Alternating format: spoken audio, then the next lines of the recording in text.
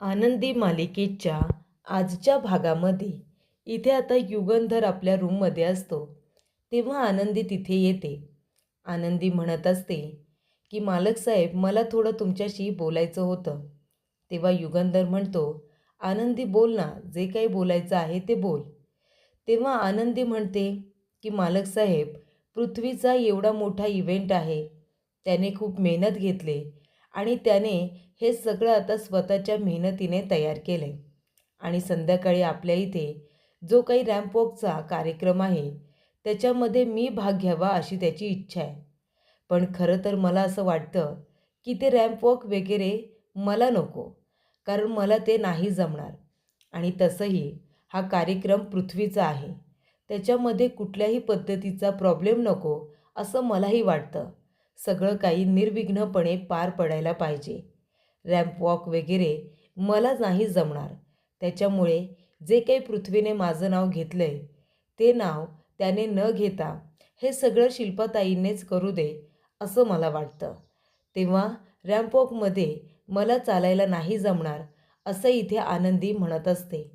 मी कधी ramp walk केलेला सुद्धा नाही आणि त्याच्यामध्ये माझ्या डोक्याला पण लागलं आहे.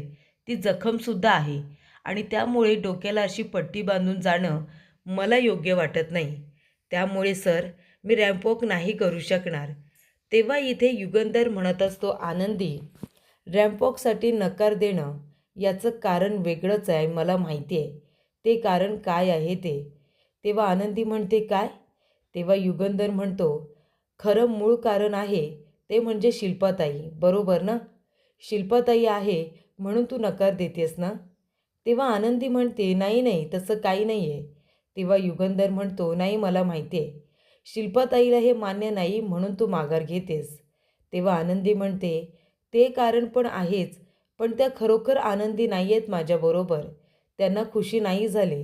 त्या माझ्याबरोबर रॅम्प वॉक करायला तयारच नाही आहेत. पृथ्वीने सुद्धा माझं नाव घ्यायलाच नको होतं. एकतर शिल्पाताई किंवा आपली इथे अन्वितासुद्धा होतीच की. तेव्हा प्रेक्षकांनो, इथे आता आनंदी खरं खुरं सांगते, माझ्या डोक्याला जखम झाली, अजून ती बरी पण झालेली नाही आहे आणि मी रॅम्प वॉक करेन आणि ती जखम वगैरे दिसेल, कसं दिसेल ते? मेकअपमधलं मला काही कळत नाही. त्यामुळे तुम्ही एक काम करा, पृथ्वीला सांगा की मला रॅम्प वॉक करता येणार नाही म्हणून. तेव्हा युगंधर म्हणत असतो, आनंदी, हे बघ, पृथ्वीने मनापासून तुझं नाव सुचवलेलं आहे. त्याची मनापासून इच्छा आहे की तू रॅम्प वॉक करावं त्याने तयार केलेली साडी नेसून. तेव्हा इथे युगंधर म्हणतो की आनंदी, तुला पण चांगलंच माहिती आहे, पृथ्वीच्या या इव्हेंटपेक्षा माझ्यासाठी महत्त्वाचं असं काहीच नाही आहे. त्याचं हे पहिलं इव्हेंट आहे. माझ्या मुलाने खूप मेहनत घेतली या सगळ्यासाठी आणि त्याने हे सगळं आता तयार केलं. त्यामुळे मला असं वाटतं की तू नकार देऊ नयेस.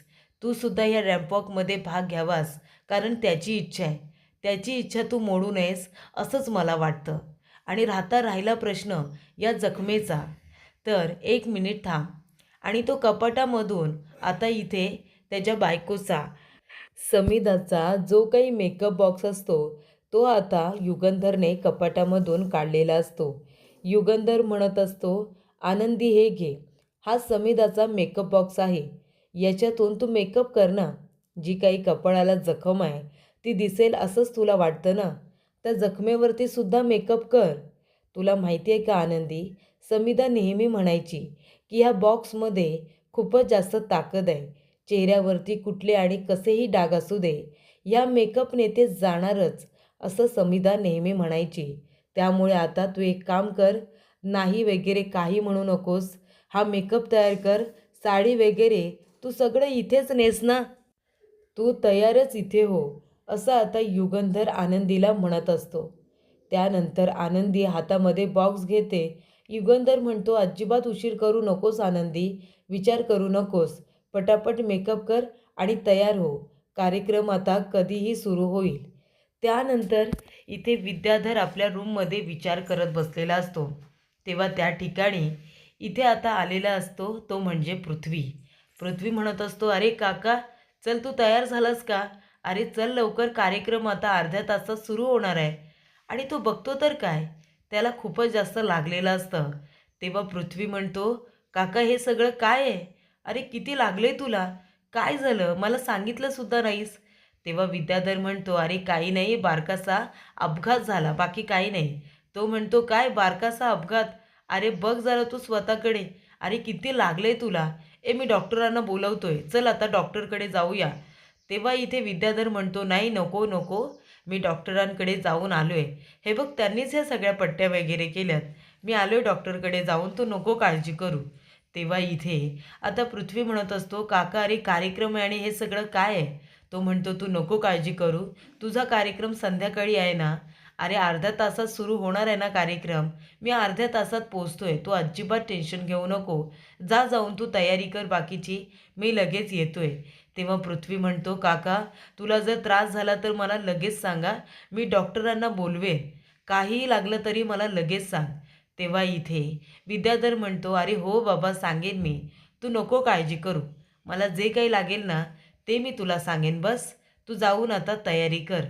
तेव्हा विद्याधर म्हणत असतो की युगंधर, आज तुला मी काही सोडत नसतो. पृथ्वीच्या या कार्यक्रमामध्ये बघ तुझी कशी वाट लावतो ते, असे इथे विद्याधर आता म्हणत असतो. तर पृथ्वी आपल्या कामासाठी निघून गेलेला असतो. आनंदीला साडी नेसवण्यासाठी सुनीताताई तिथे आलेल्या असतात. तेव्हा शिल्पा तिला आवाज देते. तेव्हा सुनीताताई म्हणत असतात की शिल्पाताई का बोलवतायत काय माहिती. तेव्हा आनंदी म्हणत असते की सुनीताताई तुम्ही एक काम करा, शिल्पा मॅडम काय बोलतायत ते बघा, तुम्ही जा. तेव्हा ती म्हणते, अहो पण आनंदीताई, आत्ताची तुमची साडी नेसून झाले, अजून तुमचा मेकअपसुद्धा बाकी आहे. तेव्हा इथे आनंदी म्हणते, अहो माझ्या मेकअपचं काहीतरी मी बघेन, पण आधी शिल्पा मॅडम काय बोलतायत ना तुम्ही त्यांच्याकडे लक्ष द्या. जा बरं तुम्ही. सुनीताताई म्हणतात, फक्त अर्धा तास बाकी आहे. ती म्हणते, ठीक आहे मी अर्ध्या तासांमध्ये तयार होईन, तुम्ही नका काळजी करू. त्यानंतर इथे युगंधर येतो आणि म्हणतो, आनंदी अगं काय झालं, तू अजून तयार झाली नाहीस का? अगं कार्यक्रम सुरू व्हायला फक्त अर्धा तास उरलाय. तेव्हा आनंदी म्हणते की साहेब, मालक साहेब, मला स्वतःचा मेकअप स्वतः करता येत नाही आणि शिल्पा मॅडमने सुनीताताईंना आवाज दिला आणि त्या बाहेर निघून गेल्या, म्हणून मी त्यांची वाट बघत होते. तेव्हा युगंधर म्हणतो, काय गं आनंदी, मेकअप करणं एवढी काय मोठी कठीण गोष्ट नाही आहे. बरं बस तू इथे, मी तुझा मेकअप करतो. तेव्हा इथे आनंदी म्हणते, मालक साहेब तुम्ही, नाही नको नको, मी माझा मेकअप करेन. तो म्हणतो, बस आनंदी, मी करतो मेकअप. त्यानंतर इथे विद्याधर म्हणतो, या पोलिसांनी तपास सुरू केला की नाही, त्यांना फोनच करून विचारतो. तेव्हा विद्याधर फोन करतो आणि म्हणतो, अहो इन्स्पेक्टर कुठे आहात तुम्ही, धाड मारलीत की नाही ते सांगा आधी. तेव्हा ते म्हणतात, हे बघा आम्ही धाड टाकली आहे आणि त्यातल्या एका मुख्य आरोपीला आम्ही पकडले सुद्धा. त्यांनी तो माल कुणाला विकलाय ना, त्याचं नाव त्या माणसाने आम्हाला आत्ताच लिहून दिलंय आणि ते नाव माझ्या समोरच आहे. तेव्हा विद्याधर म्हणतो, समोरच आहे ना, मग आता अजिबात वेळ वाया घालवू नका, कळलं तुम्हाला?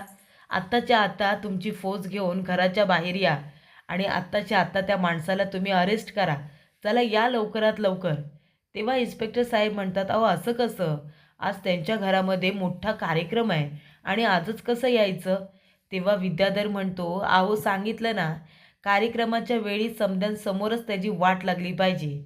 तेव्हा आत्ताच्या आत्ता या, त्याला अटक करून घेऊन जा, कळलं तुम्हाला? तेव्हा इन्स्पेक्टर साहेब म्हणतात, ठीक आहे मी येतो. त्यानंतर इथे आता युगंधर म्हणत असतो की एक काम कर आनंदी, डोळे आहेत ना बंद कर. तेव्हा ती म्हणते, डोळे बंद करू? तो म्हणतो, हां. अगं हे जे काही आहे ते डोळ्यांच्या वरतीसुद्धा लावायचं असतं, तेव्हा डोळे बंद कर. तेव्हा युगंधर तिचा आता मेकअप करत असतो. ज्या पद्धतीने समीदा मेकअप करत असते, युगंधरने कदाचित खूपच जास्त तिला ऑब्झर्व केलं असेल आणि त्यामुळे तो आता तिचा थोडासा मेकअप हा करत असतो. तेव्हा इथे डोळ्यांच्या वरती लावलेलं असतं. त्यानंतर तो म्हणतो की तिकडे उजव्या बाजूला बघ. तेव्हा ती तिच्या उजव्या बाजूला बघते. तेव्हा युगंधर म्हणतो, आनंदी अगं उजव्या बाजूला म्हणालो ना. तेव्हा आनंदी म्हणते, मालक साहेब अहो ही माझी उजवीच बाजू आहे. तुम्ही इथे ज्या बाजूला बसलात ना, तिकडे ती तुमची उजवी बाजू झाली. तेव्हा युगंधर म्हणतो, बरं बरं ठीक आहे, चल इकडे बघ. आणि मग तिच्या गालांवरती सुद्धा तो आता टॅप करतो आणि ते जे काही आता मेकअपचं आहे ते कपाळाला लावतो आणि तिची जखमसुद्धा दिसेनाशी करतो. त्यानंतर ते सगळं तो टॅप करून आता चेहरा क्लीन करतो आणि मग लिपस्टिकसुद्धा लावतो. लिपस्टिक लावल्यानंतर तो म्हणतो, आनंदी आता बघ बरं आरशात कशी दिसतेस ते. तेव्हा आनंदी उठून उभी राहते आणि आरसा दुसरीकडे असतो आणि ती दुसरीकडेच बघते आणि म्हणते, अरे वा मालक साहेब, किती छान मेकअप केलाय तुम्ही. तेव्हा इथे आता मालक साहेब म्हणतात, की आनंदी आरसा तिकडे नाही तिकडे आहे.